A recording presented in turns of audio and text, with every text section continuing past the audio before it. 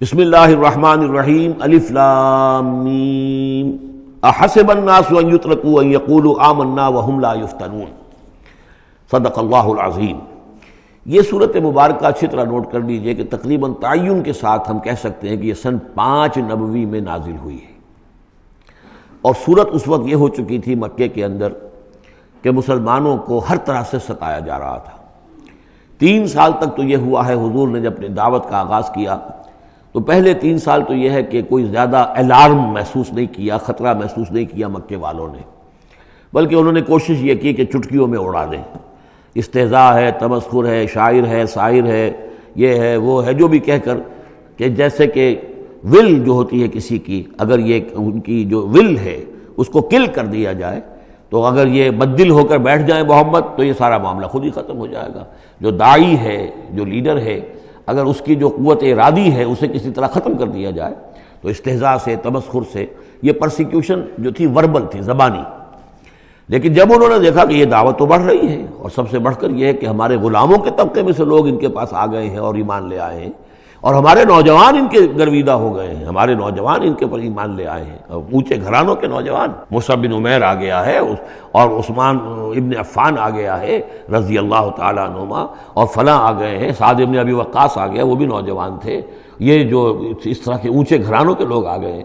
تب انہوں نے پھر فیصلہ کیا کہ اب ان کو سزا دی جائے، انہیں مارا جائے، انہیں گھروں میں بند رکھا جائے، اور خاص طور پر جو غلام تھے بیچارے، جن کے کوئی وہاں حقوق تھے ہی نہیں۔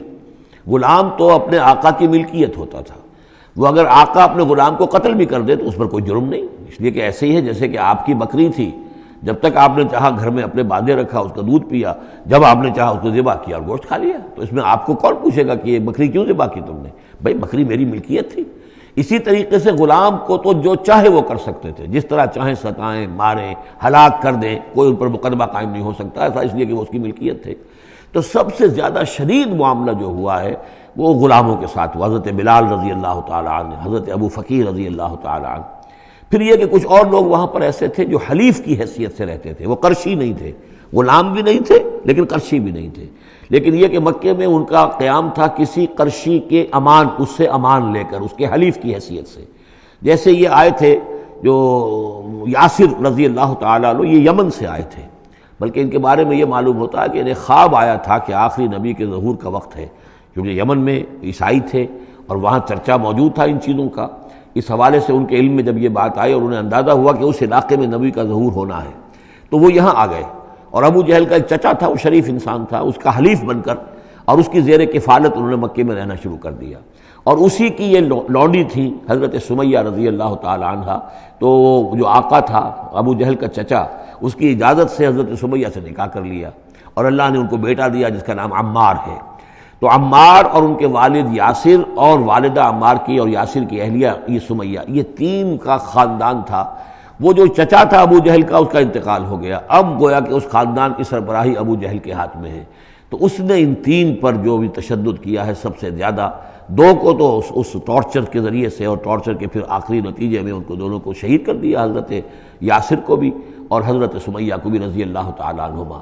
اور عمار نے بمشکل جو ہے جان بچائی، اپنے ایک کلمہ کفر کہہ کر پھر انہوں نے جان بچا لی، اور پھر اس پر پچھتائے بھی بہت کہ یہ میں نے کلمہ کفر کیوں کہا، لیکن قرآن مجید میں یہ بات واضح کر دی گئی کہ صرف جان بچانے کے لیے کلمہ کفر انسان کہہ جائے اور اس کا دل جو ہے وہ مطمئن ہو ایمان کے اوپر، تو اللہ تعالیٰ معاف فرمانے والا ہے۔ بہرحال یہ جو تشدد ہو رہا تھا شدید، انہی میں سے ایک ہے خباب بن الارت رضی اللہ تعالیٰ عنہ۔ یہ لوہار کا کام کرتے تھے، یہ بھی کوئی اونچے گھرانے کے آدمی نہیں تھے۔ ان کے ساتھ بھی پھر جو کچھ کیا گیا ہے، ان کے ساتھ وہ واقعہ پیش آیا کہ دہکتے ہوئے انگارے جو ہیں وہ لٹائے، زمین کے اوپر بچھائے گئے، انہیں بلایا گیا، اتارو اپنا کرتا اتار دیا، اب لیٹ جاؤ ان کے اوپر، ننگی پیٹھ کے بل وہ دہکتے ہوئے انگاروں پر لٹا دیے گئے۔ پھر یہ کہ اسی انگاروں سے ان کی کھال جو ہے وہ جلی اور پیٹھ کی چربی پگھلی، اس سے وہ انگارے جو ہیں وہ ٹھنڈے ہوئے۔ تو یہ صورتحال تھا۔ تو وہ حضرت عمار جو ہے خباب بن الارت رضی اللہ عنہ، وہ راوی ہیں کہ جب ہم پر یہ شدت اتنی ایسی ہو گئی کہ ناقابل برداشت ہو گئی تو ہم پھر حضور کی خدمت میں حاضر ہوئے، اور حضور اس وقت جو ہے خانہ کعبہ کے ایک دیوار کے سائے میں، ذرا کہ ایک طرف کو سایہ تھا، تو آپ نے اپنی ایک چادر جو ہے اس کا تکیہ بنایا ہوا تھا اور آپ اس طرح فرما رہے تھے۔ تو ہم گئے، ہم نے کہا کہ اے اللہ کے رسول، کیا آپ ہمارے لیے دعا نہیں کرتے، ہمارے لیے اللہ کو نہیں پکارتے؟ ہمارے لیے اب یہ چیزیں ناقابل برداشت ہو رہی ہیں، کب تک ہم جھیلیں گے، کب تک برداشت کریں گے؟ لیکن یہ کہ وہ کہتے ہیں کہ حضور کو یہ ناگوار گزرا، آپ اٹھ کر بیٹھ گئے اور آپ نے فرمایا خدا کی قسم تم جلدی مچا رہے ہو، ابھی تو تم پر وہ چیزیں آئی ہی نہیں ہیں جو تم سے پہلوں پر آئی تھیں۔ ان کے ساتھ تو یہ بھی ہوتا تھا کہ ایک شخص کو لا کر آدھا زمین میں گاڑ دیتے تھے اور باقی جسم جو آدھا اس کا ہوتا تھا زمین سے باہر، تو سر کے اوپر آرا رکھ کر چیرنا شروع کر دیتے تھے اور پورے جسم کو 2 حصوں میں بانٹ دیتے تھے، یہ بھی ہوتا تھا۔ زندہ آگ میں جلا دیتے تھے، یہ بھی ہوتا تھا۔ تو تم جلدی کر رہے ہو، خدا کی قسم وہ دن تو آئے گا کہ ایک سوار صنعا سے حضر موت تک جائے گا اور اس سے سوائے اللہ کی کسی کا خوف نہیں ہوگا، لیکن بہرحال تمہیں صبر کرنا ہوگا۔ وہ انداز ہے اس رکوع کا۔ یہ جو پہلا رکوع ہے سورہ عنکبوت کا، یہ گویا کہ ایک تحریک اور ایک دعوت، اور انقلابی تحریک ہو، انقلابی دعوت ہو، اس میں جو آزمائشیں آتی ہیں، تکلیفیں آتی ہیں، مصائب آتے ہیں، ظاہر بات ہے لوگوں کو قربانیاں دینی پڑیں گی تبھی کوئی کام ہوگا، بغیر اس کے تو نہیں ہوتا۔ اور جب تصادم کا مرحلہ شروع ہو جائے، جب یہ ہے کہ ایک جو معاشرہ جو ہے جس کے اندر کہ وہ کام کر رہے ہیں وہ محسوس کریں کہ یہ ہمارے لیے خطرہ بن گئے ہیں، وہ پرسیکیوٹ کریں اور انہیں ستائیں، تو پھر اس وقت جو مسائل ہوں گے ذہنوں کے اندر ان کا حل ہے اس میں۔ اور یہ اس اعتبار سے ضربۃ السلام ہے پورے قرآن مجید میں، اس موضوع کے اعتبار سے یہ چوٹی ہے۔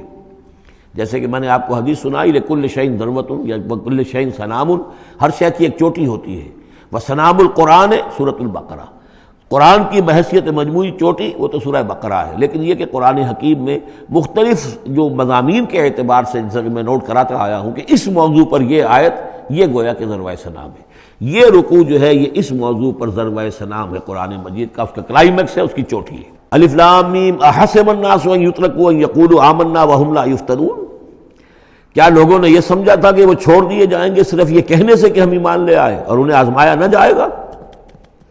اب دیکھ رہے ہیں اب وہی تیکھا انداز ہے، اظہار ناراضگی ہے، اظہار خفگی ہے، اس لیے کہ تم سے پہلے جو کچھ ہوا ہے۔ اب یہ 3 آیتیں میں آپ کو نوٹ کرا چکا ہوں، سورہ بقرہ کی آیت نمبر 214، ام حسبتم ان تدخلوا الجنۃ ولما یاتکم مثل الذین خلوا من قبلکم مستهم الباساء والضراء وزلزلوا حتى یقول الرسول والذین آمنوا معه متى نصر اللہ الا ان نصر اللہ قریب۔ یہ آیت ہم پڑھ چکے ہیں۔ اسی کی ہم مضمون آیت جو ہے سورہ آل عمران میں آئی ہے، آیت نمبر 142۔ اسی کی ہم مضمون آیت آ چکی ہے سورہ توبہ میں، آیت نمبر 16۔ لیکن یہ کہ یہ مکی قرآن میں یہ آیت ہے، یہ ہے جڑ اور بنیاد، جو ہے کہ اس کا ظہور جو ہو رہا ہے، پھر یوں سمجھیے کہ یہ کلی کھلی ہے تو 3 اس کی جو پتیاں نمایاں ہوئی ہیں اس آیت کی، وہ سورہ بقرہ، سورہ آل عمران اور سورہ توبہ میں ہے۔ حسب الناس، اور ناس کہا ہے، یہ بھی نہیں کہ اہل ایمان کو یہ غلط فہمی ہو گئی تھی، یہ بھی ایک طرح سے عتاب کا انداز ہے، اللہ تعالیٰ ناراضگی کا اظہار کر رہے ہیں، تم جلدی مچا رہے ہو۔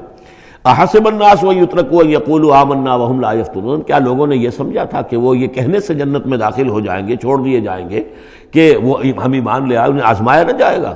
وَلَقَدْ فَتَنَّا الَّذِينَ مِن قَبْلِهِمْ، ہم نے تو جو بھی ان سے پہلے تھے ان کو بھی آزمایا ہے، ہر ایک کو آزمایا، آزمائش کے بغیر ہم نہیں کسی کے ایمان کو تسلیم کرتے۔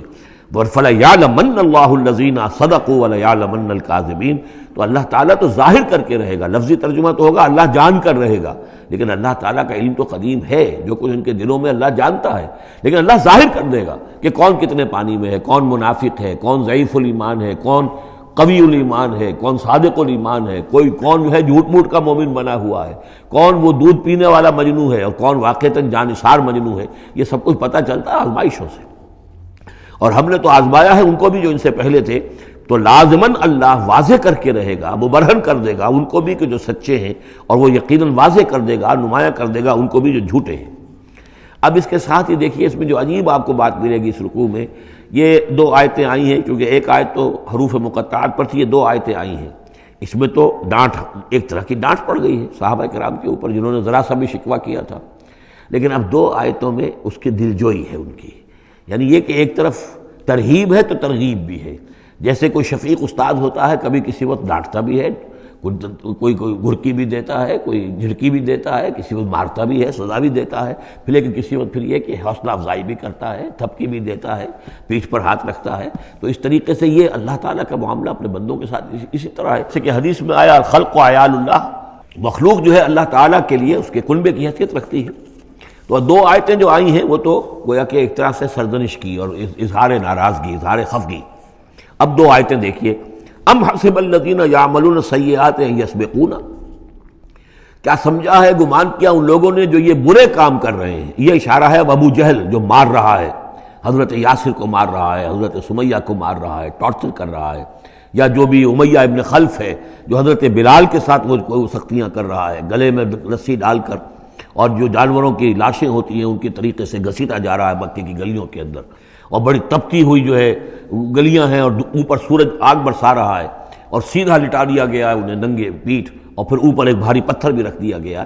لوگ یہ حرکتیں کر رہے ہیں، کیا ان کا یہ گمان ہے کہ وہ ہماری پکڑ سے بچ جائیں گے؟ اب یہ بات ان کی طرف آئی تو گویا کہ اہل ایمان کے لیے ایک دل جوئی اور تشفی، ان کے زخموں پر مرہم رکھا جا رہا ہے. یہ نہ سمجھو کہ یہ بچے رہیں گے، ایک وقت آئے گا. چنانچہ خود حضرت بلال رضی اللہ تعالیٰ عنہ نے غزوہ بدر میں امیہ ابن خلف جو ان کا آقا تھا اسے قتل کیا ہے. حالانکہ حضرت عبد الرحمن ابن عوف نے کوشش کی، اس کے ساتھ کچھ ان کے تعلقات تھے پرانے، اس کی بنا پر اس کو بچانے کی کوشش کی کہ تاکہ اسے قید کر لیں، قتل نہ ہونے دیں، قیدی ہو جائے تاکہ پھر یہ کہ وہ فدیہ دے کر چھوٹ سکے. لیکن حضرت بلال کو جو غصہ تھا اس پر، تو وہ پورا غصہ انہوں نے اس وقت اتارا ہے. اور یہی بات میں کہا کرتا ہوں کہ جو مکے میں 12 برس کہا گیا کہ ذرا اپنے ہاتھ روکے رکھو، تو نالا ہے بلبل شوریدہ تیرا خام ابھی، اپنے سینے میں اسے اور ذرا تھام ابھی، ایک وقت آئے گا کہ تمہارے ہاتھ کھول دیے جائیں گے. اور وہ ہم سورہ حج میں پڑھ چکے ہیں، اذن للذین یقاتلون بانہم ظلموا، اب تک تمہارے ہاتھ ہم نے باندھے رکھے ہوئے تھے اور اب تمہارے ہاتھ کھولے جا رہے ہیں. ام حسب الذین یعملون السیئات ان یسبقونا ساء ما یحکمون، کیا یہ سمجھتے ہیں ابو جہل اور یہ امیہ ابن خلف اور اسی قبیل کے اور لوگ کہ جو یہ حرکتیں کر رہے ہیں ہم نے انہیں چھوٹ دی ہوئی ہے، اس وقت ہمارے ان اہل ایمان بندوں پر جو چاہیں یہ کر لیں، ہمیں کچھ دیر کے لیے ہم نے ان کو آزادی دے رکھی ہے، لیکن بالآخر پکڑیں گے انہیں تو ان بطش ربک لشدید، وہ پکڑ بھی بڑی سخت ہوگی. دوسری آیت جو ہے مزید ان کی دلجوئی کے لیے، من کان یرجو لقاء اللہ فإن اجل اللہ لآت، جو کوئی بھی اللہ سے ملاقات کا امیدوار ہے اسے یقین رکھنا چاہیے کہ اللہ کی ملاقات کا وہ معین وقت آ کر رہے گا. یعنی اے بلال اور اے ابو فقیہ اور اے خباب، تمہیں کہیں یہ گمان نہ ہو، شیطان یہ وسوسہ نہ کہیں تمہارے دلوں میں ڈالے اور تمہیں پریشان کرے کہ پتہ نہیں آخرت ہونی بھی ہے کہ نہیں ہونی ہے. جیسا کہ میں نے عرض کیا تھا کہ دنیا نقد ہے، آخرت ادھار ہے. اب آپ نے جان مال تو ساری یہاں دینی ہے، دنیا میں دینی ہے، جنت ملے گی آخرت میں.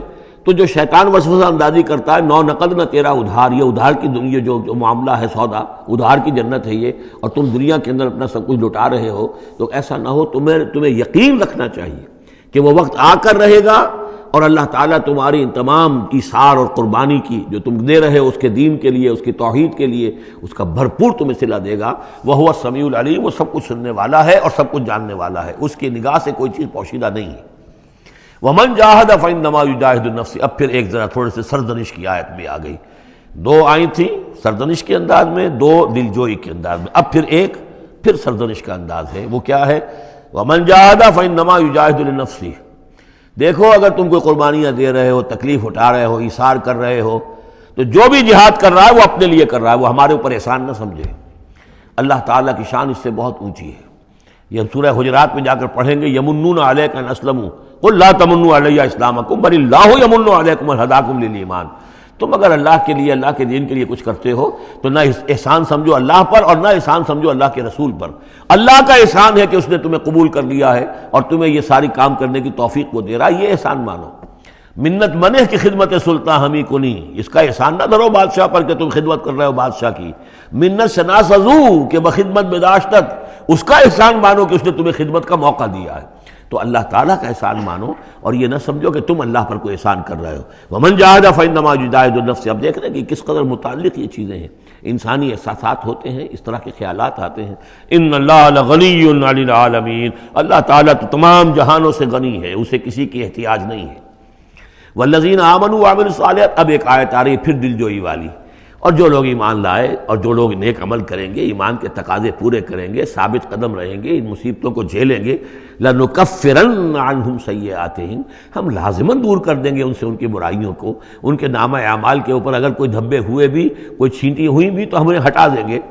اور وَلَنَجْزِيَنَّهُمْ أَحْسَنَ الَّذِي كَانُوا يَعْمَلُونَ. اور لازماً بدلہ دیں گے. اس رکوع میں آپ دیکھ رہے ہیں کہ یہ جو لام مفتوح شروع میں اور پھر نون مشدد جو ہے وہ کس قدر تکرار کے ساتھ آ رہا ہے. فَلَيَعْلَمَنَّ اللَّهُ الَّذِينَ صَدَقُوا وَلَيَعْلَمَنَّ الْكَاذِبِينَ. آیت نمبر 3 کے اندر بھی 2 مرتبہ وہ صیغہ آیا. اب یہاں جو آیا لنکفرن عنہم سیئاتہم، ہم لازماً ان سے ان کی برائیوں کو دور کر دیں گے، وَلَنَجْزِيَنَّهُمْ أَحْسَنَ الَّذِي كَانُوا يَعْمَلُونَ، اور یقیناً بدلہ دیں گے انہیں بہت عمدہ ان کے اعمال کا۔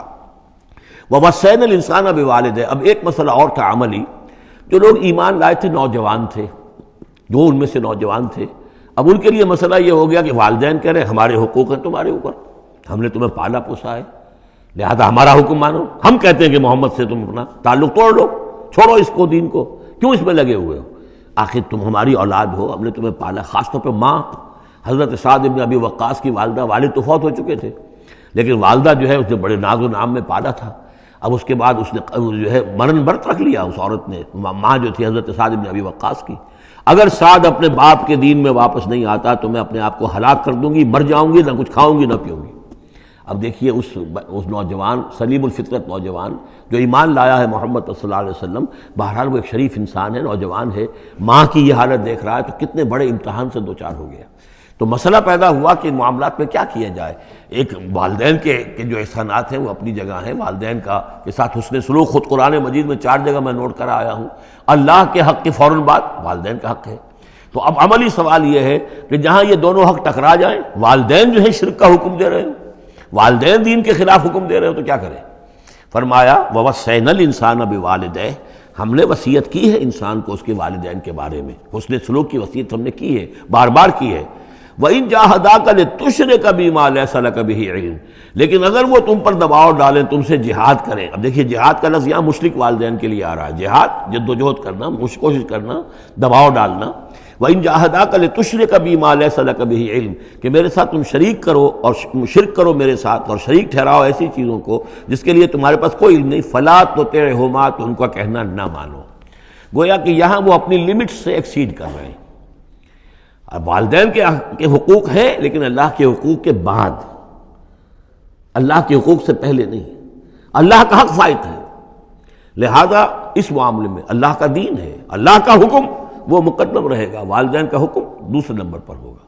ہاں یہ ہے کہ ایک بندہ جو ہے، ایک نوجوان، وہ یہ ضرور کرے کہ ڈانٹ کر نہ بات کرے، ڈپٹ کر بات نہ کرے، سینہ تان کر نہ کرے، اس طرح کرے جیسے کہ حضرت ابراہیم یا ابتے یا ابتے یا ابتے، وہ ابا جان، امی جان، آپ دیکھیے میرے لیے مجبوری ہے، میں نہیں کر سکتا ہوں، آپ اس معاملے کے اندر مجھ پر جو ہے وہ دباؤ نہ ڈالیں، نرمی کے ساتھ ان میں جس طریقے سے بھی ہو، لیکن یہ ہے کہ ماننا نہیں ہے۔ یہ بات اور مزید کھل کر آئے گی سورہ لقمان میں۔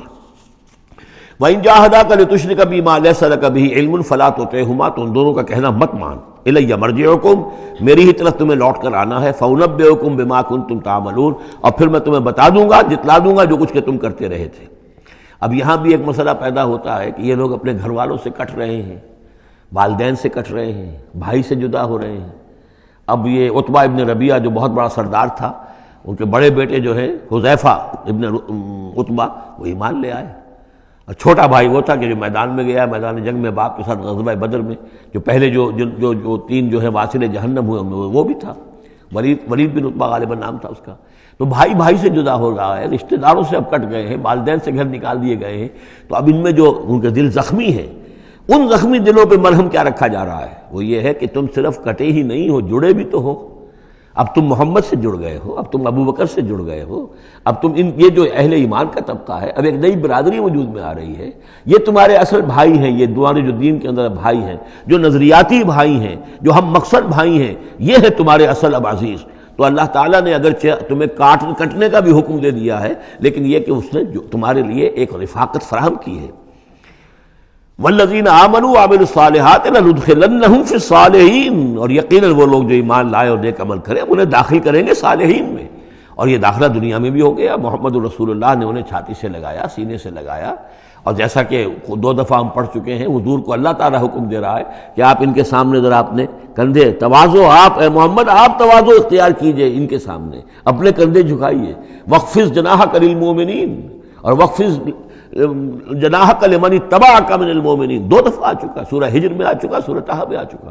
تو گویا کہ یہ اللہ تعالیٰ نے اپنا احسان بتایا، اور پھر آخرت میں اولئک مع الذین انعم اللہ علیہم من النبیین والصدیقین والشہداء والصالحین، ان کی رفاقت حاصل ہوگی۔ اب ایک اور بڑا مسئلہ آ رہا ہے، ومن الناس من یقول آمنا باللہ، لوگوں میں سے کچھ ایسے بھی ہیں جو کہتے ہیں ہم ایمان لے آئے اللہ پر، اور لاتے بھی ہیں خلوص کے ساتھ، اخلاص کے ساتھ، کوئی جھوٹ نہیں، کوئی فریب نہیں۔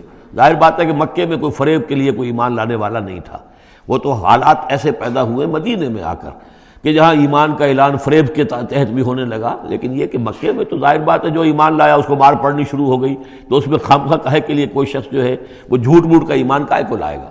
لیکن یہ ضرور ہوتا ہے کہ کچھ لوگ کم ہمت ہوتے ہیں، جیسا کہ میں بارہا آپ سے عرض کر چکا ہوں، کچھ لوگ باہمت ہوتے ہیں، کچھ کم ہمت ہوتے ہیں۔ باہمت وہ ہے کہ جو ایمان لائے اب ہر چے باد آباد، حد جو ہو سو ہو، ماں کشتی درا بنداختے، جان جاتی ہے جائے کوئی بات نہیں، جو ہو سو ہو۔ کچھ لوگ ہوتے ہیں جن میں اتنی ہمت نہیں ہوتی، گھبرا اٹھتے ہیں۔ اب ان کو بتایا جا رہا ہے کہ دیکھو اگر تم نے استقامت کا ثبوت اب نہ دیا تو اس کا نتیجہ کیا نکلے گا، تمہارا کیا انجام ہوگا۔ اب وہ ذرا ہے کہ اس میں ان کے لیے پھر تحدید ہے۔ وَمِنَ النَّاسِ، لوگوں میں سے کچھ ایسے بھی ہیں جو کہتے ہیں مَن یقول آمنا باللہ، ہمیں اللہ پر ایمان لائے، فَإِذَا أُوذِیَ فِی اللَّہِ، جب اللہ کی راہ میں اللہ کی توحید کو ماننے کی وجہ سے ان کو ایذا پہنچائی جاتی ہے، پرسیکیوٹ کیا جاتا ہے، انہیں ٹارچر کیا جاتا ہے، جعل فتنۃ الناس کعذاب اللہ، تو وہ لوگوں کی طرف سے ڈالی ہوئی فتنے کو، آزمائش کو، یہ ایسے اس سے گھبرا اٹھتے ہیں جیسے اللہ کے عذاب سے گھبرانا چاہیے۔ کم ہمتی ہے۔ وَلَئِن جَاءَ نَصْرٌ مِّن رَّبِّكَ، اور اے نبی اگر آپ کے رب کی طرف سے مدد آ جائے، صورتحال تبدیل ہو جائے، فتح آپ کو مل جائے، حالات اچھے ہو جائیں، لَيَقُولُنَّ إِنَّا كُنَّا مَعَكُمْ، اس وقت پھر یہ کہیں گے کہ ہم بھی تو آپ کے ساتھ ہی تھے۔ یہ کردار پہلے بھی آ چکا، سورہ بقرہ میں آ چکا، سورہ حج میں آ چکا۔ وَمِنَ النَّاسِ مَن يَعْبُدُ اللَّهَ عَلَىٰ حَرْفٍ فَإِنْ أَصَابَهُ خَيْرٌ اطْمَأَنَّ بِهِ وَإِنْ أَصَابَتْهُ فِتْنَةٌ انقلب عَلَىٰ وَجْهِهِ خَسِرَ الدُّنْيَا وَالْآخِرَةَ۔ وہی کردار پھر یہاں پر آ گیا ہے۔ کوئی کہا کہ ہم ایمان لے آئے، لیکن جب تکلیف آئی، کوئی مصیبت آئی تو ایسے گھبرا گئے جیسے کہ اللہ کے عذاب سے گھبرانا چاہیے، لیکن یہ کہ اس کے بعد اگر نصرت آ جائے تو یہ آپ موجود ہوں گے کہ ہم بھی ساتھی تھے آپ کے۔ اولیس اللہ بعالم بما فی صدور العالمین، تو کیا اللہ بخوبی واقف نہیں ہے اس سے کہ جو لوگوں کے جو تمام جہان والوں کے دلوں کے اندر ہے اور جو ان کے سینوں کے اندر مضمر ہے۔ وَلَيَعْلَمَنَّ اللَّهُ الَّذِينَ آمَنُوا وَلَيَعْلَمَنَّ الْمُنَافِقِينَ، اور یقیناً اللہ ظاہر کر کے رہے گا سچے اہل ایمان کو اور ظاہر کر کے رہے گا منافقین کو۔ گویا کہ یہ شکل جو ہے یوں سمجھیے یہ وہ روگ ہے کہ یہ اگر بڑھ گیا، تم نے ابھی نپ دی ایول ان دی بڈ، ابھی فوری طور پر اس کی اصلاح کر لو، فوری طور پر علاج کر لو۔ ابھی ٹی بی کا تمہیں انفیکشن ہوئی ہے، فرسٹ سٹیج میں ہے، علاج کر لو۔ لیکن اگر کہیں تم نے اس وقت پرواہ نہ کی اس کی اور یہ مرض بڑھ گیا تو یہ منافقت تک لے جائے گا تمہیں، اللہ تعالیٰ پھر کھول دے گا کہ یہ منافقت ہے۔ تو یہ ہے اصل میں پورے مکی قرآن میں یہ ایک جگہ ہے جہاں لفظ منافقین آیا ہے، باقی کردار آیا ہے سورہ حج کے اندر بھی، لیکن وہاں لفظ منافق نہیں ہے۔ وَمِنَ النَّاسِ مَن يَعْبُدُ اللَّهَ عَلَىٰ حَرْفٍ فَإِنْ أَصَابَهُ خَيْرٌ اطْمَأَنَّ بِهِ وَإِنْ أَصَابَتْهُ فِتْنَةٌ انقلب عَلَىٰ وَجْهِهِ خَسِرَ الدُّنْيَا وَالْآخِرَةَ، لیکن یہاں کھول دیا گیا یہ کردار کس کا ہے، یہ تو پھر منافقت سے۔ وَلَيَعْلَمَنَّ اللَّهُ الَّذِينَ آمَنُوا وَلَيَعْلَمَنَّ الْمُنَافِقِينَ۔ اب ایک اور تیسرا پرابلم ہے، یہ تین پرابلم یہاں پر ٹیکل کیے گئے ہیں۔ وہ نوجوان جن کے والدین ان کے اوپر دباؤ ڈال رہے تھے، یا وہ کم ہمت لوگ جو ان ایذاؤں سے گھبرا رہے تھے، اور تیسرا یہ ہے کہ کچھ بزرگ لوگ بڑے مخلصانہ انداز میں آ کر کہتے ہیں نوجوانوں سے، کہاں اپنے برباد کر رہے ہو، کیریئر برباد کر رہے ہو، اچھے بھلے تعلیم حاصل کر رہے تھے، تم جا رہے، تم کس کام میں پڑ گئے ہو، اب تمہاری تعلیم اس درجے کی نہیں رہی ہے، تمہارا کاروبار اچھا جا رہا تھا، کیریئر تھا، تمہارا پروفیشن بہت چمک رہا تھا، اور تم اس کام میں پڑ گئے ہو۔ دیکھو یہ تو ایک شخص نے تمہیں ورگلا دیا، دیکھو ہمارے راستے پر چلو، راستہ صحیح یہی ہے، ہم آخر بوڑھے لوگ ہیں، ہمارا تجربہ ہے، ہم نے اپنے بال دھوپ میں سفید نہیں کیے ہیں، ہم تمہیں اپنے تجربے کی وجہ سے کہہ رہے ہیں کہ ہمارے راستے ہی پر چلتے رہو اور کوئی اس کے اندر نقصان نہیں ہوگا، کوئی اللہ کے ہاں پکڑ نہیں ہوگی، اور اچھا اگر اللہ کے ہاں پکڑ ہوئی تو تمہاری طرف سے ہم جواب دہ ہیں، تمہارے گناہوں کا بوجھ ہم اٹھا لیں گے۔ اب یہ گویا کہ نہایت ناصحانہ انداز، مخلصانہ انداز، بزرگانہ انداز، اس میں یہ بات کہی جاتی تھی۔ اب اس میں کیا کریں، اس کا جواب دیا گیا۔ وَقَالَ الَّذِينَ كَفَرُوا لِلَّذِينَ آمَنُوا اتَّبِعُوا سَبِيلَنَا، اور کہتے ہیں یہ کافر ان سے کہ جو ایمان لے آئے، ہمارے ہی راستے کی پیروی کرو، چلے آؤ انہی راستوں پر۔ وَلْنَحْمِلْ خَطَايَاكُمْ، ہم اٹھا لیں گے تمہاری خطاؤں کو، یعنی تمہاری خطاؤں کا بوجھ، تمہارے گناہوں کی سزا ہم بھگت لیں گے۔ وما ہم بحاملین من خطایاہم من شیء، اور نہیں ہیں وہ ان کی خطاؤں میں سے اٹھانے والے کچھ بھی، انہم لکاذبون، وہ جھوٹ بول رہے ہیں۔ وَلَا يَحْمِلُنَّ أَثْقَالَهُمْ وَأَثْقَالًا مَعَ أَثْقَالِهِمْ، البتہ وہ اٹھائیں گے لازماً. پھر دیکھیے وہ لَيَعْلَمَنَّ اللَّهُ الَّذِينَ آمَنُوا وَلَيَعْلَمَنَّ الْمُنَافِقِينَ، اور یہاں پھر وہ لفظ آیا وَلَا يَحْمِلُنَّ أَثْقَالَهُمْ، وہ لازماً اٹھائیں گے اپنے بوجھ بھی، اور یہ جو گمراہ کرنے کی کوشش کر رہے ہیں اس کی وجہ سے اپنے بوجھوں میں اضافہ کر رہے ہیں، وہ مزید بوجھ ہوں گے. لیکن اے نوجوانوں، اگر تم نے ان کی بات مان لی تو تمہارے بوجھ جو ہے وہ نہیں رہ سکیں گے، وہ تمہیں کو اٹھانے پڑیں گے. وَلَا يُسْأَلُنَّ يَوْمَ الْقِيَامَةِ عَمَّا كَانُوا يَفْتَرُونَ، اور ان سے لازماً باز پرس ہوگی قیامت کے دن جو افتراء وہ کرتے رہے تھے، جو جھوٹ انہیں گھڑا تھا کہ ہم تمہارے بوجھ اٹھا لیں گے، جبکہ لا تزر وازرۃ وزر اخریٰ، قیامت میں کوئی نہیں ہے جان جو کسی دوسرے کا بوجھ اٹھا لے. یہ 13 آیات، بلکہ یہ کہ اگر حروف مقطعات نکال دے تو 12 آیات، یہ میں سمجھتا ہوں کہ کسی بھی انقلابی اسلامی تحریک کے کارکن کے لیے یہ حرز جان بننے والی آیات ہیں، کہ یہ معلوم ہے کہ اس کے ذہن میں، اس کے شعور میں پیوست ہو جائیں، جیسے کہ پتھر پر کھود دیا جائے اس طرح نقش ہو جائیں. سورت کے کل 7 رکوع ہیں. پہلا رکوع جیسا کہ میں عرض کر چکا ہوں کہ قرآن مجید کے اہم ترین مقامات میں سے ہے، خاص طور پر دعوت اور تحریک اور اللہ تعالیٰ کے دین کے غلبے کی جد و جہد میں جو مسائل درپیش ہوتے ہیں کارکنوں کو، اس دور میں جب کہ پرسیکیوشن ہو، ستایا جا رہا ہو، مشکلات آ رہی ہوں، قربانیاں دینی پڑیں، تو اس کے جتنے بھی مسائل پیدا ہوتے ہیں ان سب کا بہت ہی جامع جو بیان ہے اور رہنمائی ہے وہ اس رکوع میں آ چکی ہے. تو یہ نوٹ کر لیجئے کہ مطالعہ قرآن حکیم کے جس منتخب نصاب کا میں تذکرہ کرتا رہا ہوں چند دنوں سے، اس کا جو 5واں حصہ ہے، اس کا پہلا سبق جو ہے وہ اسی سورہ عنکبوت کے پہلے رکوع پر مشتمل ہے، اور یہ اس حصے کا یوں سمجھیے کہ بمنزلہ فاتحہ ہے اس حصے کے لیے. اب جو بقیہ 6 رکوع ہیں ان میں 3 میں انباء الرسل کا معاملہ آ رہا ہے، لیکن ظاہر بات ہے کہ یہاں جو انباء الرسل آ رہے ہیں تو بیچ بیچ میں خاص طور پر یہی جو مسئلہ ہے بیک گراؤنڈ میں جو مسلمانوں کے مسائل درپیش ہیں، اور جو اس وقت حضور صلی اللہ علیہ وسلم اور آپ کے ساتھی جن مسائل سے دوچار ہیں، اور جو کچھ کہ کشاکش جو ہے مکے میں ہو رہی ہے اہل کفر اور اہل ایمان کے مابین، تو اس کے یوں سمجھیے بٹوین دی لائنز وقفے وقفے سے اس کی طرف بھی اشارے ہیں. پھر جو بقیہ 3 رکوع رہ جائیں گے ان 3 رکوعوں میں 2 لڑیاں ہیں جو بٹی ہوئی ہیں. ایک لڑی میں خطاب ہے مشرکین عرب کی طرف، اور ایک لڑی میں جو اہل ایمان تھے، جو حضور صلی اللہ علیہ وسلم پر ایمان لائے تھے، جو ان مشکلات سے دوچار تھے، وہاں بھی پھر گن کر 10 ہدایات ان کو دی گئی ہیں. لیکن وہاں یہی ہے کہ وہ بٹی ہوئی ہونے کی وجہ سے لڑیاں وہ کٹا پھٹا معاملہ ہوگا، جیسے کہ سورہ بقرہ میں آپ کو بتا چکا ہوں یا سورہ نساء میں. وَلَقَدْ أَرْسَلْنَا نُوحًا إِلَىٰ قَوْمِهِ، اور ہم نے بھیجا تھا نوح کو اس کی قوم کی طرف. فَلَبِثَ فِيهِمْ أَلْفَ سَنَةٍ إِلَّا 50 عَامًا، تو رہا ان کے مابین وہ 1000 برس سے صرف 50 برس کم، 950 برس. حضرت نوح کا ذکر کتنی مرتبہ آ چکا ہے، لیکن یہ بات پہلے کبھی نہیں کہی گئی. یہاں کیوں کہی گئی کہ اے مسلمانوں تم ابھی پریشان ہو گئے ہو، ابھی اس کے امتحان اور بھی ہیں. اور جیسے کہ سورہ انعام میں آیا تھا، اے نبی اگر آپ کو یہ جھٹلا رہے ہیں وَإِن يُكَذِّبُوكَ فَقَدْ كُذِّبَ رُسُلٌ مِّن قَبْلِكَ، تو آپ سے پہلے ہمارے رسول تھے، انہوں نے صبر کیا. ذرا یاد کیجئے کہ ہمارے بندے نوح نے صلی اللہ علیہ السلام 950 برس تک صبر کیا. تو اے مسلمانوں تم سوچو، تم ابھی سے گھبرا گئے ہو. یہ موج پریشاں خاطر کو پیغام لبے ساحل نے دیا ہے، دور وصال بحر کبھی تو موجوں میں گھبرا بھی گئی. فَأَخَذَهُمُ الطُّوفَانُ وَهُمْ ظَالِمُونَ، تو اس کی قوم کو، حضرت نوح کی قوم کو آ پکڑا طوفان نے، اور وہ ظالم تھے، گناہگار تھے. فَأَنجَيْنَاهُ وَأَصْحَابَ السَّفِينَةِ، تو ہم نے بچا لیا اس کو یعنی حضرت نوح کو اور کشتی والوں کو. وَجَعَلْنَاهَا آیَةً لِّلْعَالَمِينَ، اور اسے ہم نے بنا دیا تمام جہانوں کے لیے، تمام جہان والوں کے لیے ایک نشانی. وَإِبْرَاهِيمَ، اور ہم نے بھیجا ابراہیم کو، اذ قال لقومه، جبکہ اس نے کہا اپنی قوم سے، اعبدوا اللہ واتقوہ، اللہ کی بندگی اختیار کرو اور اس کا تقوی اختیار کرو. ذالکم خیر لکم ان کنتم تعلمون، یہی تمہارے لیے بہتر ہے اگر علم رکھتے ہو. انما تعبدون من دون اللہ اوثانا، یہ جن کو تم پوج رہے ہو اللہ کو چھوڑ کر، یہ تو صرف کوئی بت ہیں، ان کے تھان ہیں جو تم نے بنا لیے ہیں. وتخلقون افکا، اور تم نے جھوٹ موٹ گھڑا ہوا ہے، یہ اس کی کوئی بنیاد نہیں، کوئی سند نہیں، نہ عقل میں اور نہ ہی کسی اللہ کی اتاری ہوئی کتاب میں.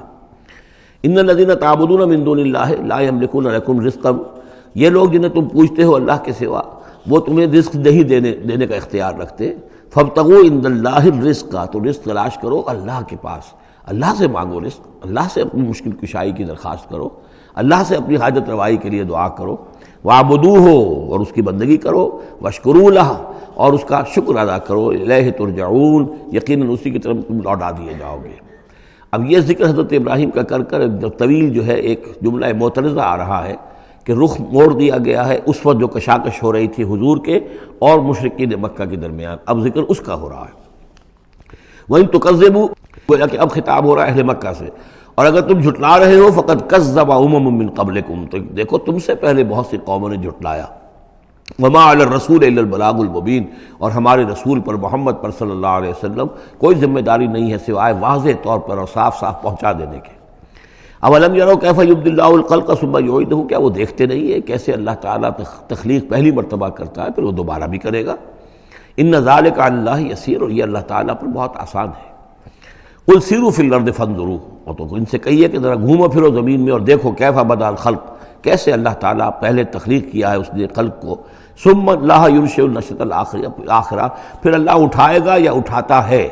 دنیا میں بھی ہو رہا ہے کہ کھیتی جو ہے وہ ختم ہو گئی، پھر اگلی پھر فصل آ گئی، پھر فصل آ گئی، یہ تو ایک سائیکل چل رہا ہے، اور پھر یہ کہ اللہ تعالیٰ دوسری مرتبہ تمہیں اسی طرح اٹھا دے گا۔ نشأۃ آخرہ جو ہے آخرت کی جو تمہیں اٹھانا ہے وہ اللہ کے اختیار میں ہے۔ ان اللہ علی کل شیء قدیر یقیناً اللہ ہر شے پر قادر ہے۔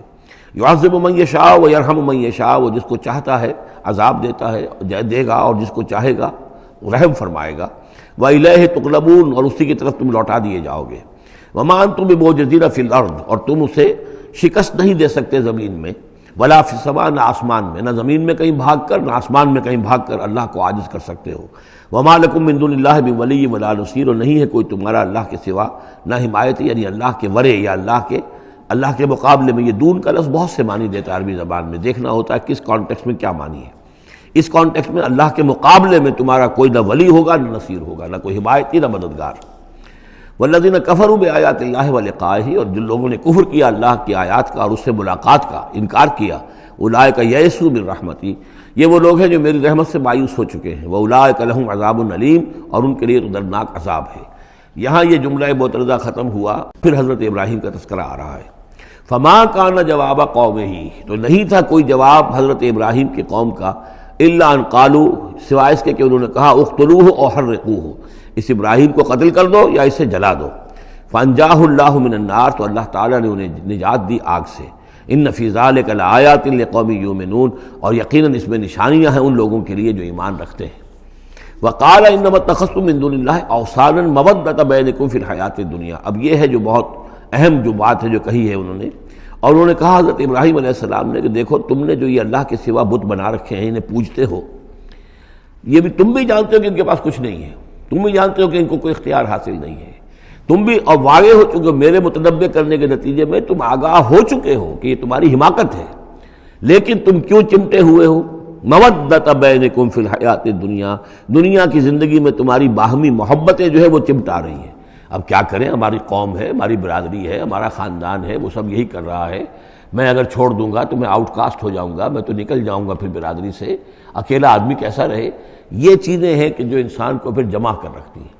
جیسے عصبیت کا ذکر آیا تھا پچھلی صورت میں کہ اب عصبیت نہیں ہونی چاہیے، اسی طریقے سے یہ عصبیت ہی نہیں بلکہ یہ کہ جتنے بھی رشتہ داریاں ہیں، دوستیاں ہیں، کاروبار ہیں، یہ معاملہ جو ہے کہ حق تم پر منکشف ہو چکا ہے، تم جان چکے ہو کہ یہ صرف کوئی شے نہیں ہے یہ تم کر رہے تھے تمہارے آباء و اجداد نے جو رسمیں ڈالی ہوئی ہیں، اور تمہیں میں نے متنبع کر دیا ہے، تم نے اپنے جیوں میں جھانک کر دیکھ لیا ہے، اپنے گریبان میں جھانک کر دیکھ لیا ہے، اور تم پر یہ بات منکشف ہو چکی ہے کہ جو میں کہہ رہا ہوں وہ ٹھیک ہے، پھر بھی تم جو چمٹے ہوئے ہو اپنے اس نظام کے ساتھ، تو اس کا سبب صرف ایک ہے، وقال انما اتخذتم من دون اللہ اوثانا مودۃ بینکم فی الحیات الدنیا تمہاری باہمی محبتیں جو ہیں دنیا کی زندگی میں وہ تمہیں چمٹائے رہتی ہیں۔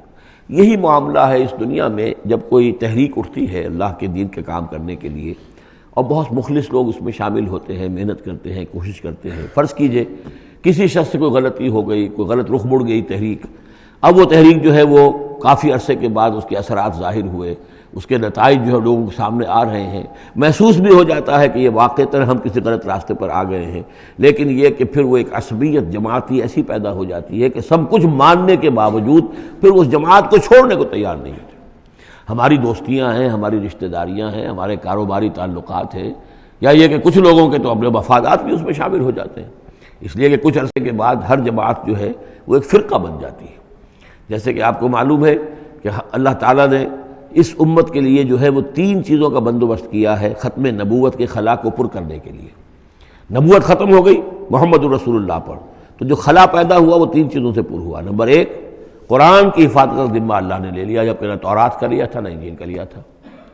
نمبر 2، ہر صدی میں مجددین کے اٹھانے کا اہتمام کر لیا. ایسے لوگ اٹھاتے رہے، نبی تو نہیں ہوں گے، وہی نہیں آئے گی، لیکن وہ دین کو تازہ کریں گے. دین کی حقیقی تعلیمات جو لوگ بھول چکے ہوں گے دوبارہ یاد دلائیں گے، دین کی اصل حقائق کی طرف متوجہ کریں گے. اور تیسرا یہ کہ ایک جماعت ضرور قائم رہے گی حق پر. لا تزال فی امتی طائفۃ قائمین علی الحق.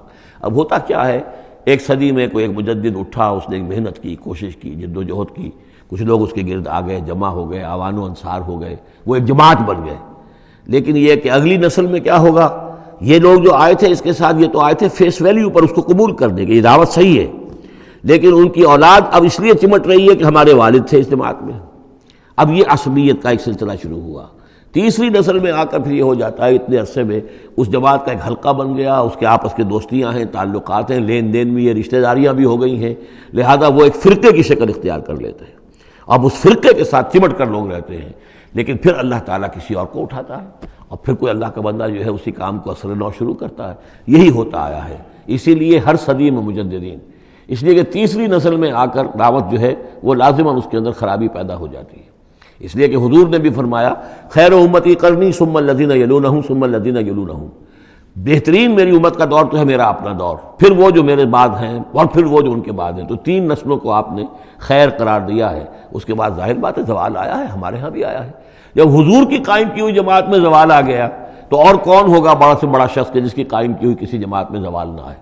تو یہ تو چیزیں ہوتی ہیں، لیکن ہر شخص کو ہر وقت دیکھنا چاہیے کہ آج کے دور میں دین کا وہ کام کس کے حوالے اللہ نے کیا ہے، کس کو توفیق دی ہے جو صحیح طریقے پر اس کام کو کر رہا ہے، اور اس کا ساتھ دینا چاہیے. کسی جماعتی عصبیت، جس طرح کسی قبائلی عصبیت کے اندر مبتلا نہیں ہونا چاہیے، ایسے ہی کسی جماعتی عصبیت میں بھی مبتلا نہیں ہونا چاہیے. یہ ہے وہ اہم بات جو یہاں آئی ہے. قال انما اتخذتم من دون الله اوثانا مودۃ بینکم فی الحیاۃ الدنیا ثم یوم القیامۃ یکفر بعضکم بعضا ببعض. پھر قیامت کے تم ایک دوسرے کا انکار کرو گے. تم ابھی تو بڑی دوستیاں ہیں، بڑا گٹھ جوڑ ہے. وَيَلْعَنُ بَعْضُكُمْ بعضا، اور تم میں سے بعض دوسروں کو لعنت کریں گے. وَمَأْوَاكُمُ النَّارُ، اور تم سب کا ٹھکانہ ہوگی آگ. وَمَا لَكُم مِّن نَاصِرِينَ، اور نہیں ہوگا کوئی تمہارے لیے مدد کرنے والے.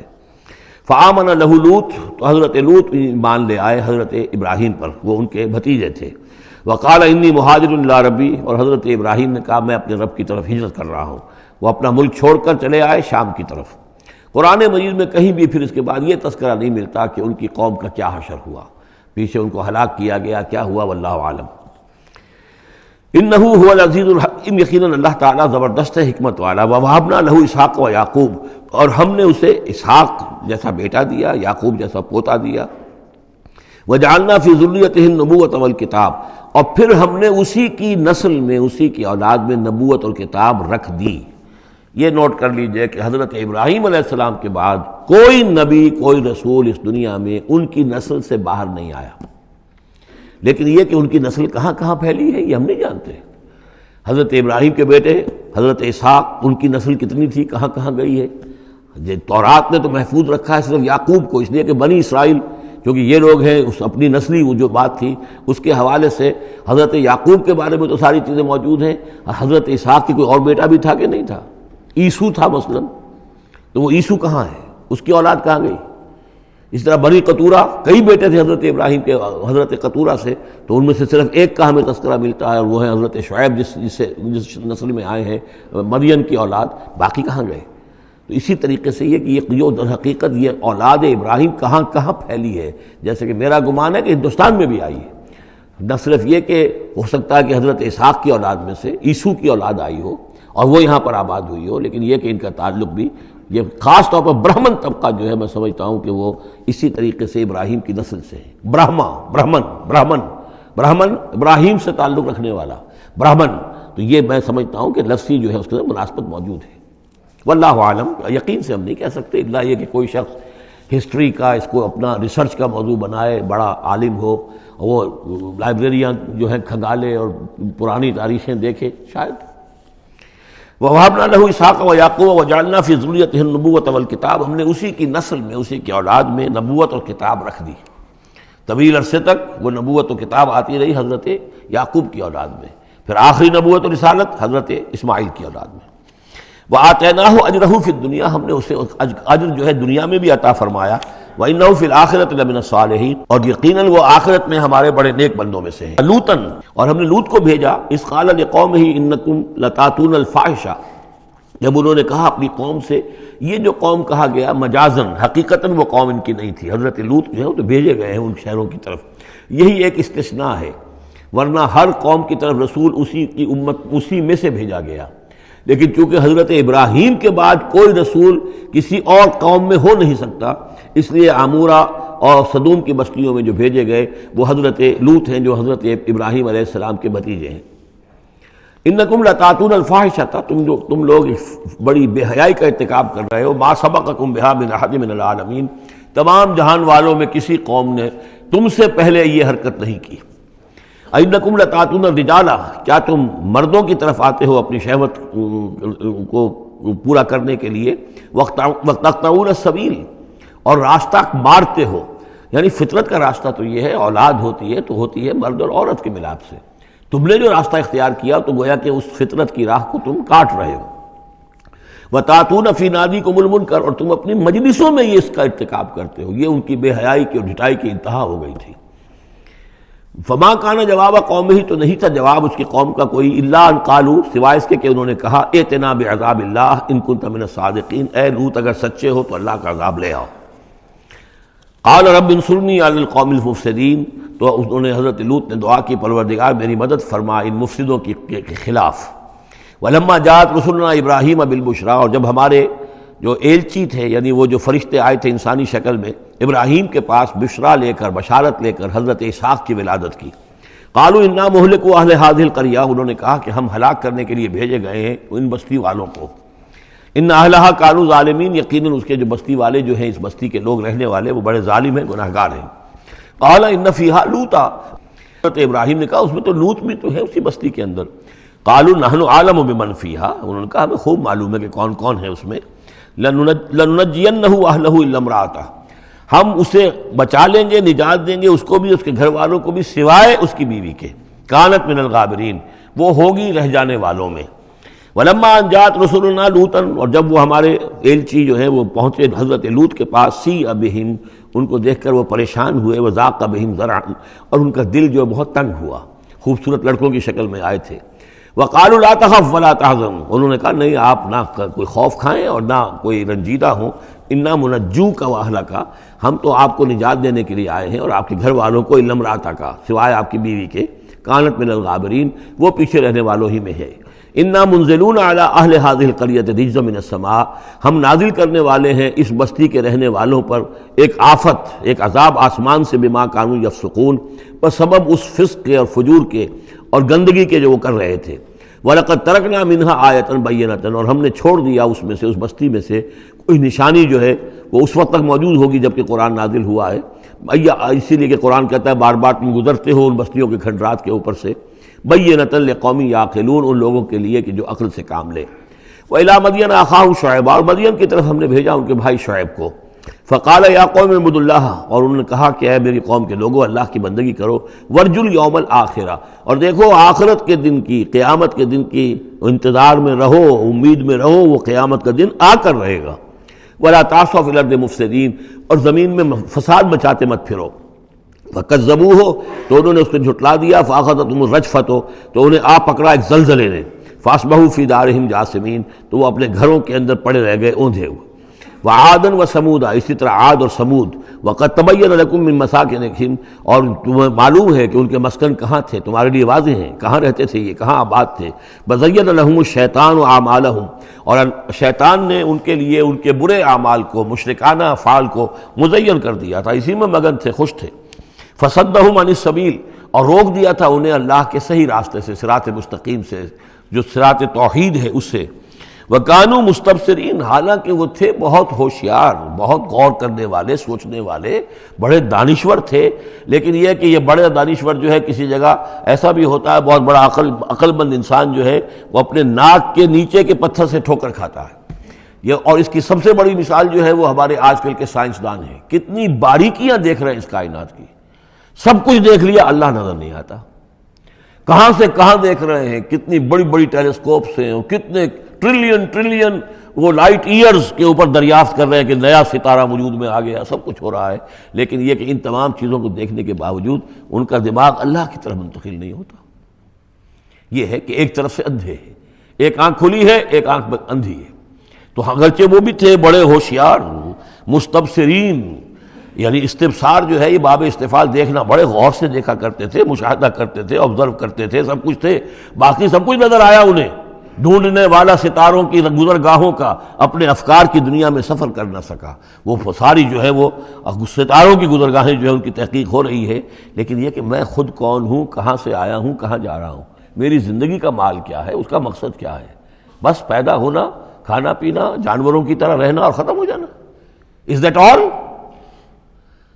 Is death the end of our existence? کیا موت پر ہمارے وجود کا خاتمہ ہو جائے گا؟ تو کیا زندگی ہوئی. عمر دراز مانگ کے لائے تھے 4 دن، 2 آرزو میں کٹ گئے، 2 انتظار میں. کتنا وقت تو گزر گیا. بچپن کے اندر ابھی فہم ہی نہیں تھا، لڑکپن ہے، اس کے بعد نوجوانی ہے، اس کے کچھ اپنے ہی اور جو ہے اس کی کیفیات ہوتی ہیں.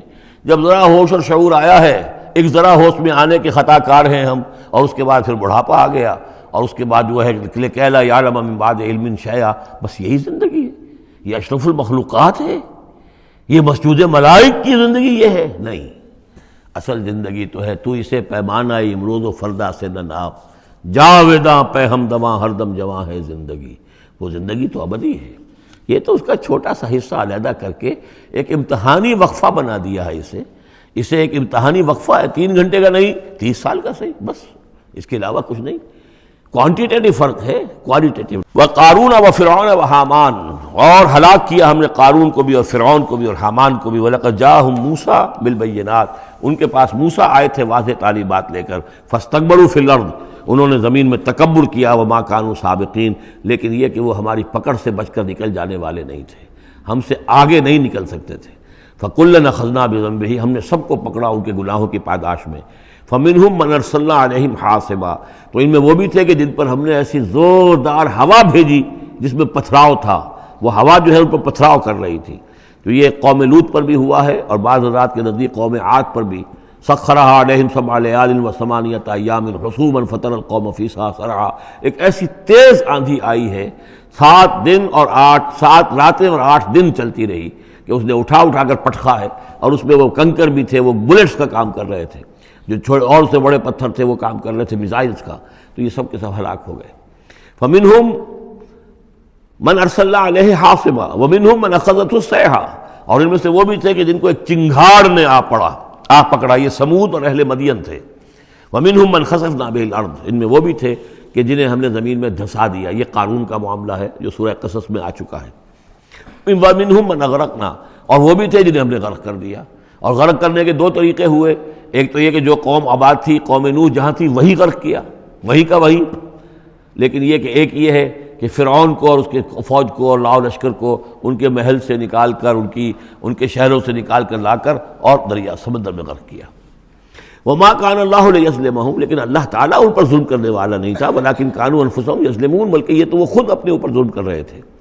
مثل الذين اتخذوا من دون الله اولیاء كمثل العنكبوت، یہ بھی اس حصے کی ان 3 رکوعوں کی بڑی اہم آیت ہے، تمثیل ہے. مثال ان لوگوں کی کہ جنہوں نے اللہ کے سوا کسی کو اپنا حمایتی بنا رکھا ہے.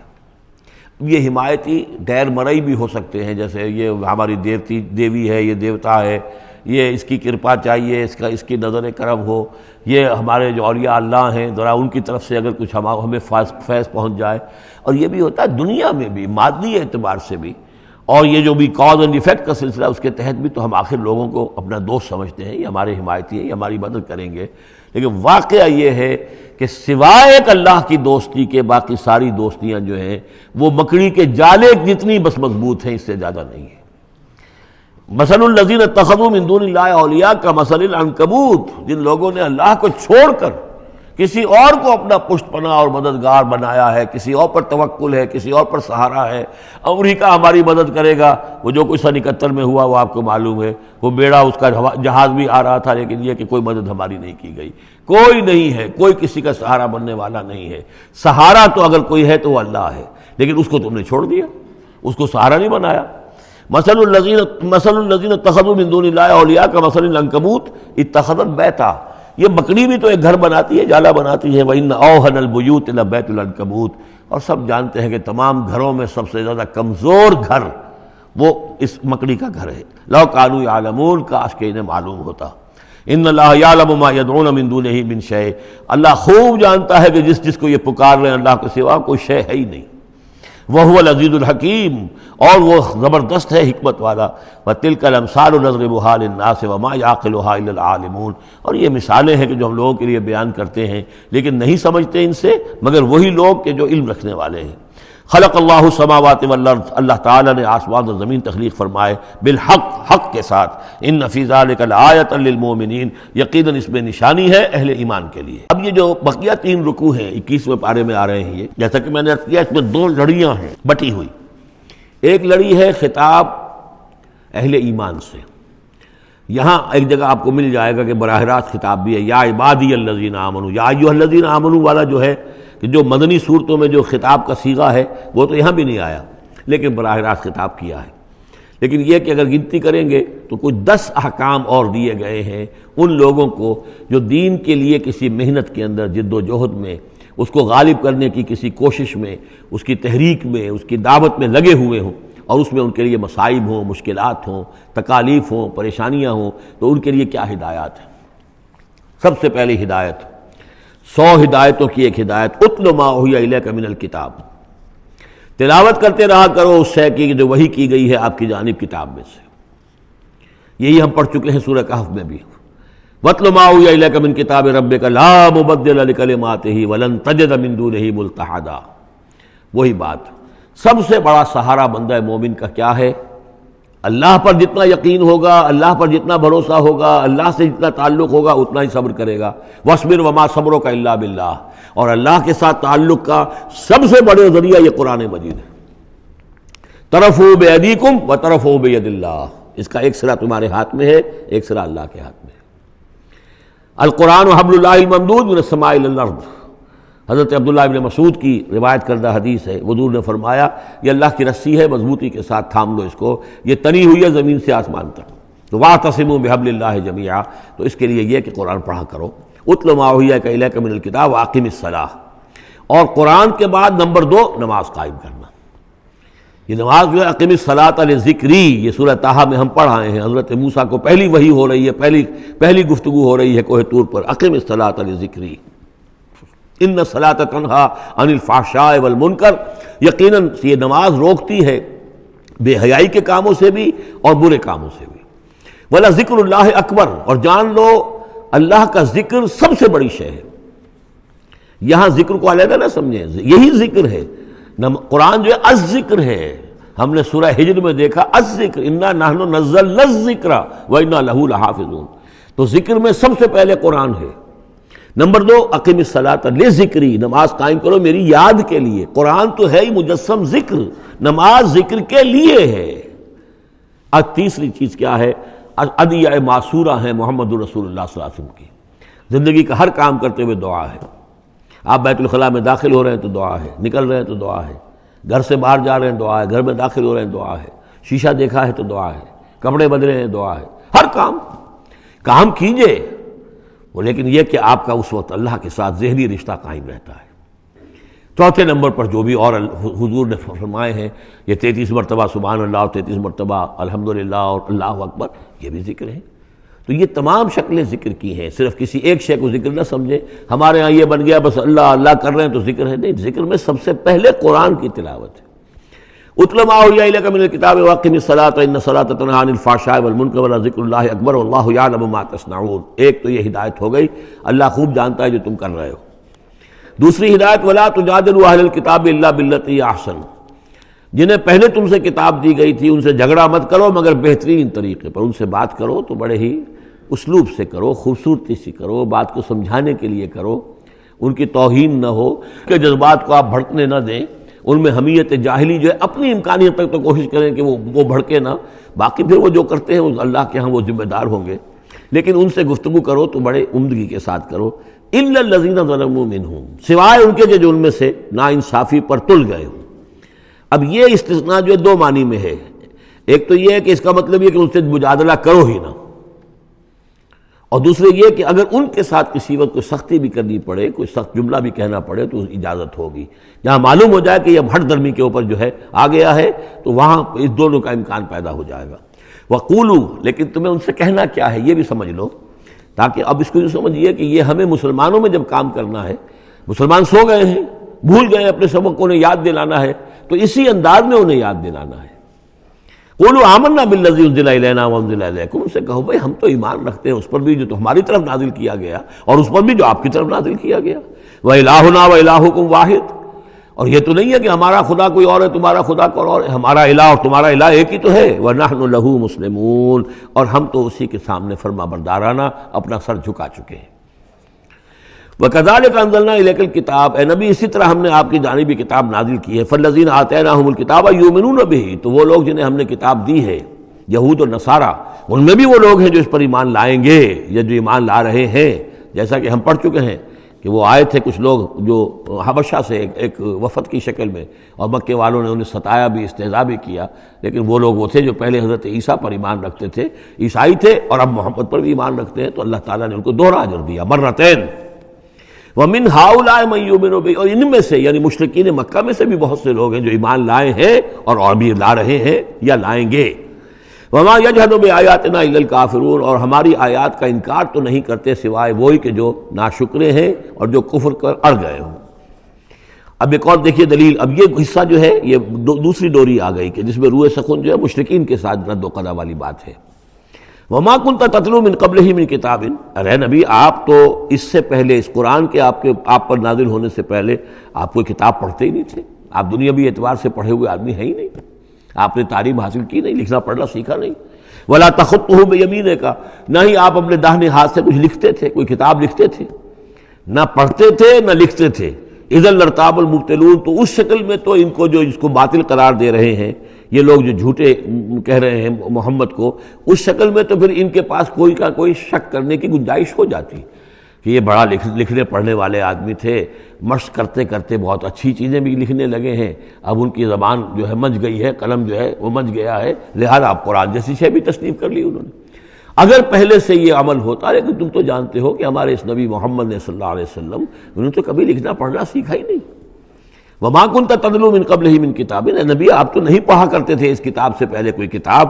وَلَا تَخُطُّهُ بِيَمِينِكَ، اور نہ آپ اسے اپنے داہنے ہاتھ سے لکھتے تھے۔ اِذًا لَارْتَابَ الْمُبْطِلُونَ، تب تو ان لوگوں کو شک کرنے کی گنجائش پیدا ہو جاتی۔ بل هُوَ آیاتٌ بَيِّنَاتٌ فِي صُدُورِ الَّذِينَ أُوتُوا الْعِلْمَ، بلکہ یہ تو آیات بینات ہیں، بڑی روشن ان لوگوں کے سینوں میں جنہیں علم دیا گیا ہے، وہ جانتے ہیں سابقہ جو کتابوں والے ہیں۔ وَمَا يَجْحَدُ بِآيَاتِنَا إِلَّا الظَّالِمُونَ، اور ہماری آیات کا انکار نہیں کرتے مگر وہی جو ظالم ہیں۔ وَقَالُوا لَوْلَا أُنزِلَ عَلَيْهِ آیَاتٌ مِّن رَّبِّهِ، اور وہ کہتے ہیں کہ کیوں نہیں نازل کی جاتی ان کے اوپر کوئی نشانیاں ان کے رب کی طرف سے، وہی باتیں جو مستقل طور پر چلی آ رہی ہیں۔ قُلْ إِنَّمَا الْآيَاتُ مِنْ اللَّهِ، نبی کہہ دیجئے نشانیوں کا اختیار کل کا کل اللہ کے ہاتھ میں ہے۔ وَإِنَّمَا أَنَا نَذِيرٌ مُّبِينٌ، اور میں تو صرف واضح طور پر خبردار کر دینے والا ہوں۔ أَوَلَمْ يَكْفِهِمْ أَنَّا أَنزَلْنَا عَلَيْكَ الْكِتَابَ يُتْلَىٰ عَلَيْهِمْ، کیا ان لوگوں کے لیے یہ نشانی کافی نہیں ہے کہ اے محمد ہم نے آپ پر یہ کتاب نازل کر دی ہے جو ان کو پڑھ کر سنائی جا رہی ہے؟ کیا یہ قرآن معجزہ نہیں ہے؟ کتنی مرتبہ ان کو چیلنج کیا گیا اس قرآن جیسی ایک صورت ہی بنا لاؤ، 10 صورتیں بنا لاؤ، کیا یہ معجزہ نہیں ہے؟ کیا یہ عاجز نہیں آ چکے ہیں؟ اولم یکفہم، تو کیا یہ نشانی ان کے لیے کافی نہیں؟ اگر تو حق کا طالب ہو، ہدایت کا طالب ہو، تو یہ نشانی بھی کافی ہے۔ اولم یکفہم انا انزلنا علیک الکتاب یتلی علیہم ان فی ذلک لرحمۃ وذکری لقوم یؤمنون، یقیناً اس میں رحمت ہے اور یاد دہانی ہے، تذکیر ہے ان لوگوں کے لیے کہ جو مانتے ہیں۔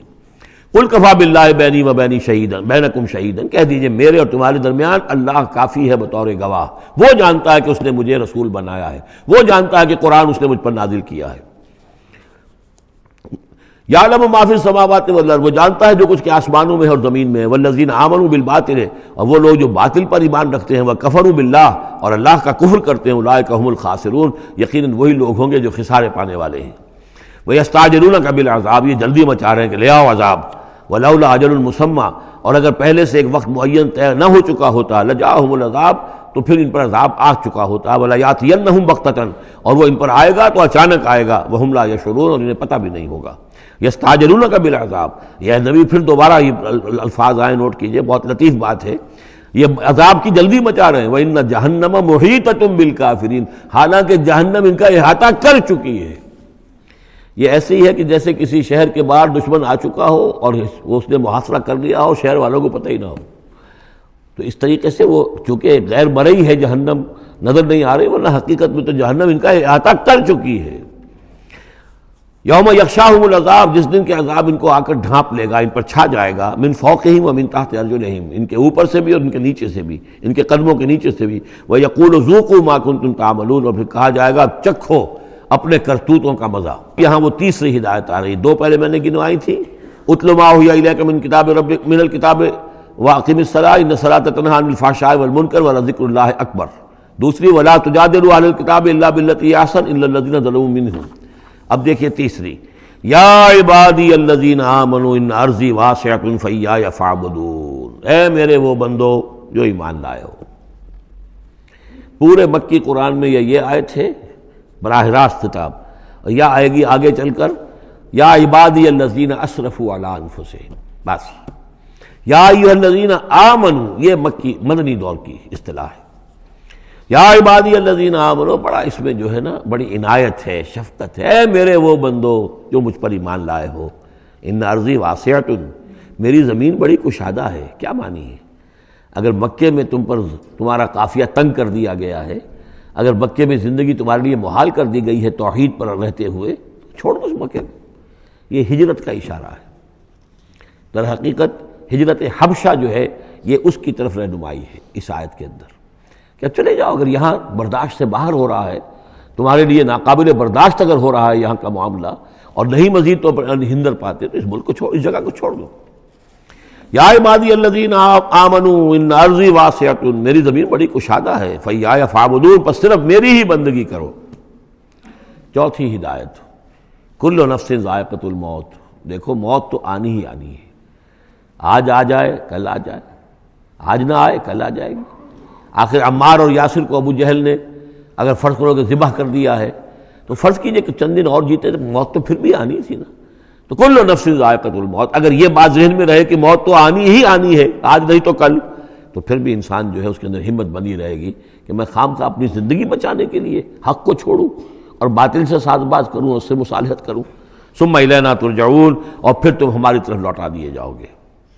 پانچویں بات، والذین آمنوا وعملوا الصالحات لنبوئنہم من الجنۃ غرفا، ہمارے اس وعدے پر پختہ یقین رکھو کہ جو ایمان لائیں گے اور نیک عمل کریں گے، ہم لازماً ان کو جگہ دیں گے اس جنت کے بالا خانوں میں، جو سورہ فرقان کے آخری رکوع میں آیا تھا، اولئک یجزون الغرفۃ بما صبروا، انہیں غرفہ بالا خانہ ملے گا۔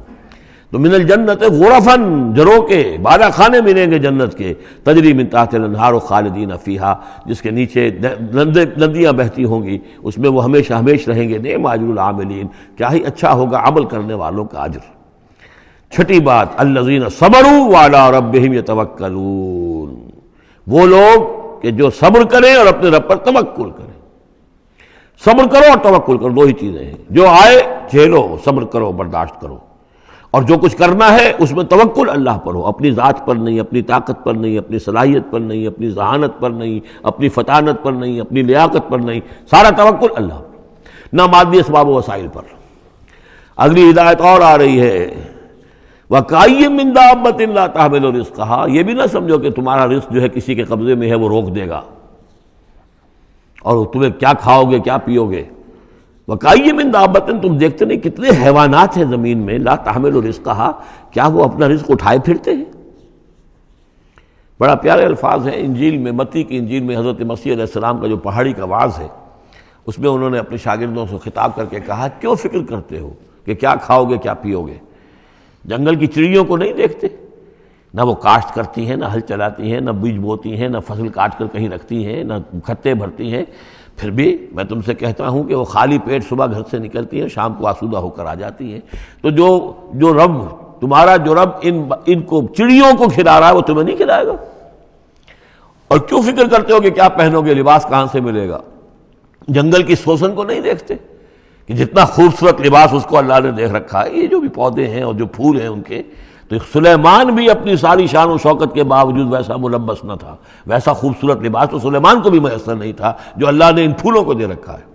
تو غور کرو، جو وہ زمین کی اس گھاس پھوس کو اور ان پودوں کو اس قدر حسین لباس دے رہا ہے، عمدہ لباس دے رہا ہے، جو ابھی ہیں اور کل نہیں ہوں گے، یا یہ کہ کاٹ کر اور وہ چولہوں میں جلا دی جائے گی گھاس، تو کیا وہ تمہیں نہیں پہنائے گا؟ لیکن تم یقین نہیں کرتے۔ توکل اور ایمان، یہ دونوں چیزیں ساتھ ساتھ جائیں گی۔